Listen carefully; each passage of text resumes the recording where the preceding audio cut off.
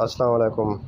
ادب زار ای اکیڈمی کے پلیٹ فارم سے محمد یاسر خان سبجیکٹ اسپیشلسٹ افسانہ نگاروں کی سیریز جاری ہے ہماری۔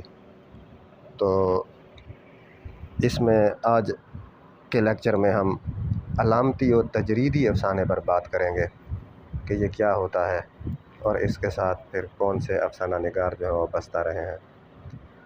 تو علامتی و تجریدی افسانے کی اگر ہم بات کریں تو اردو میں تو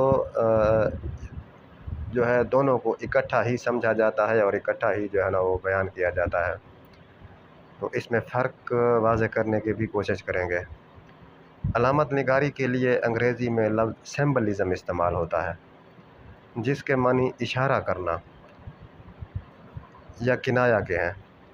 تو علامت نگاری سے مراد مختلف احساسات، خیالات و فکر کو مخصوص اشاروں کی صورت میں بیان کرنا ہے۔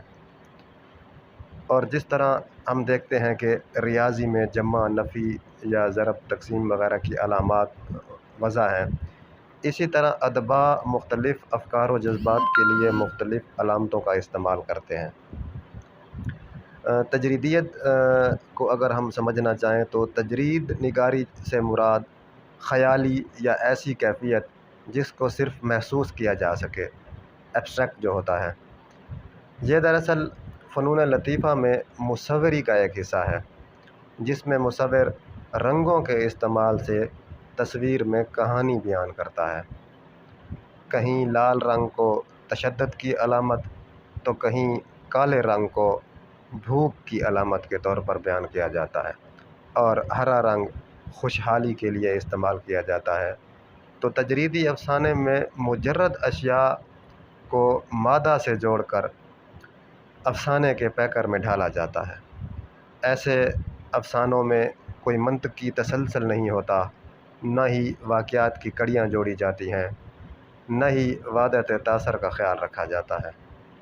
تجریدیت کے جو بانی ہیں مونے، ان کا یہ قول ہے کہ تخلیق کار کا مقصد تشریح کرنا نہیں بلکہ محض اشیاء کے آہنگ سے مسرت حاصل کرنا ہے۔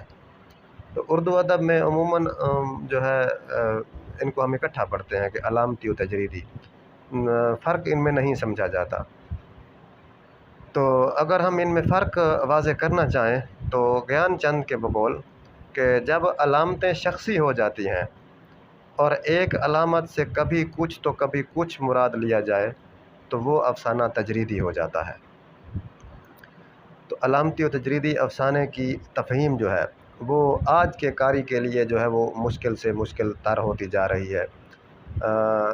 اس کی آپ مثال یوں سمجھیں کہ جس طرح ایک فلم ہوتی ہے اور فلم کا جو ٹریلر ہوتا ہے، فلم کے ٹریلر کو دیکھ کر آپ پوری فلم کا اندازہ نہیں لگا سکتے، تو اسی طرح جو علامتی و تجریدی افسانہ ہوتا ہے، ٹھیک ہے، تو ان میں بھی تانے بانے ملانا جو ہے وہ کافی مشکل ہو جاتا ہے، کیونکہ کہانی جو ہے وہ کنکریٹ سے ابسٹریکٹ کی طرف جو ہے نا وہ اپنے سفر کو جو ہے نا وہ رواں دواں رکھتی ہے۔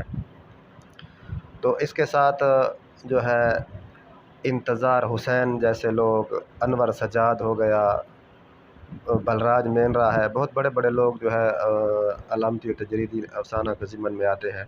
تو انتظار حسین کا اگر ہم دیکھیں تو آخری آدمی اور کایا پلٹ، یہ ان کے دو ایسے نمائندہ ہم افسانے ان کو ہم مثال کے طور پر پیش کر سکتے ہیں کہ یہ جو ہے وہ علامت نگاری کے جو ہے نا ایک بہترین مثال ہیں۔ انور سجاد کا مرغی ہو گیا، چوراہا ہو گیا، کوپل، گائے، پرندے کی کہانی۔ کرشن چندر نے جو غالیچہ لکھا ہے اور چوراہے کا کنواں، تو وہ بھی اسی علامت نگاری کے ضمن میں آتے ہیں۔ تو منٹو کا جو پھندنے ہے اور بلراج مینرا کا portrait in black and white, ان کا ایک افسانہ ہے، تو وہ بھی اسی ضمن میں آتا ہے۔ اگر ہم قاسمی کا دیکھ لیں، احمد ندیم قاسمی کا، تو ان کا سلطان، ممتاز مفتی کا اگر ہم دیکھیں تو میگھ ملہار، اور سریندر پرکاش کا رونے کی آواز، جنگل سے کاٹی ہوئی لکڑیاں، یہ سبھی جو ہے علامتی و تجریدی افسانے کے ضمن میں آتے ہیں۔ تو اگلے مختصر لیکچر میں ہم کوشش کریں گے کہ ایک دو علامتی و تجریدی افسانہ نگاروں پر ہماری مختصر بحث اور ان کا تعارف ہو جائے۔ بہت شکریہ جی، اللہ حافظ۔